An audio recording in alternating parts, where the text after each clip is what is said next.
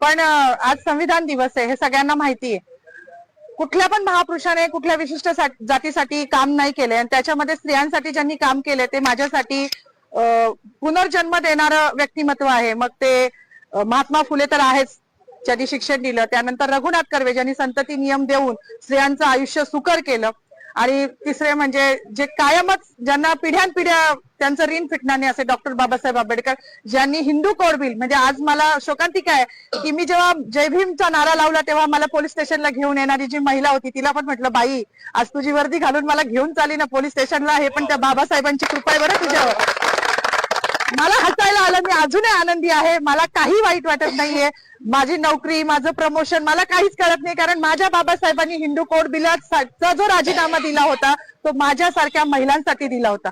त्यांना माहिती होतं का भविष्यात माधवी जाधव जन्माला येणार आहे नाशिकमध्ये आणि ती माझ्या अस्तित्वासाठी लढणार आहे? नव्हतं माहिती, पण आमचं अस्तित्व निर्माण व्हावं. आज ज्या बसल्या आहेत ना तिकडे मंत्रिमंडळात डोक्यावर पदर घेऊन निवडणुकीपुरत्या, त्या पण बाबासाहेबांच्या जीवावर बसल्या आहेत. नाही तर विशिष्ट जातीने तेच काम करायचं असं लिहून ठेवलं होतं. चूल आणि मूल याच्या पलीकडे ह्यांच्या संविधानानुसार कुठला वाव स्त्रीला नव्हता. आणि ज्या संविधानाने आज मला ही ताकद दिली आहे त्या बाबाला जेव्हा हे संपवायला जात आहे तेव्हा त्यांची ही लेख तेवढ्याच निडरतेने उभी राहिली आणि ह्याचा मला खूप अभिमान आहे.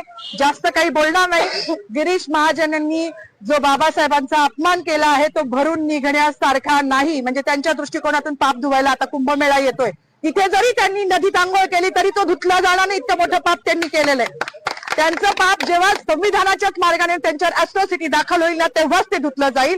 एवढीच माझी मागणी की त्यांच्यावर ॲट्रॉसिटी दाखल करावी, अन्यथा ह्याच ठिकाणी मी उपोषण चालू करणार आहे. केलंच आहे असं समजा, जोपर्यंत त्यांच्यावर ॲट्रॉसिटी दाखल होत नाही. बाकी मला काही म्हणायचं नाही. पुन्हा एकदा जय भीम. डॉक्टर बाबासाहेब आंबेडकरांचा, डॉक्टर बाबासाहेब आंबेडकरांचा, भारतीय गिरीश महाजन मुर्दाबाद, संविधान जिंदाबाद, लोकशाही जिंदाबाद, हिटलरशाही मुर्दाबाद. आज संविधान दिन आहे 26 जानेवारी. सगळ्यांना जय शिवराय, जय भीम, जय संविधान, जय सम्राट अशोका. माझं म्हणणं एकच होतं की आज 26 जानेवारी 1949 रोजी संविधान लागू झालं होतं. तर आज जो काही आपण हा दिवस साजरा करतो आहे प्रजासत्ताक दिन, हा फक्त भारतीय संविधानामुळे करत आहोत. जर भारतीय संविधानच नसतं तर आज आपण एका छताखाली सर्व धर्मीय लोक जमलोच नसतो आणि हा जातीभेद राहिलाच नसता. तर माझं एकच म्हणणं होतं की गिरीश महाजन यांनी, मंत्री महोदयांनी शिवाजी महाराजांचा जयघोष केला, संभाजी महाराजांचा जयघोष केला. मग बाबासाहेबांचा असा काय गुन्हा होता का बाबासाहेबांना का असं मुद्दामून डावललं जात आहे की हा असं? हे खूप म्हणजे त्यांनी असं करायला नको होतं.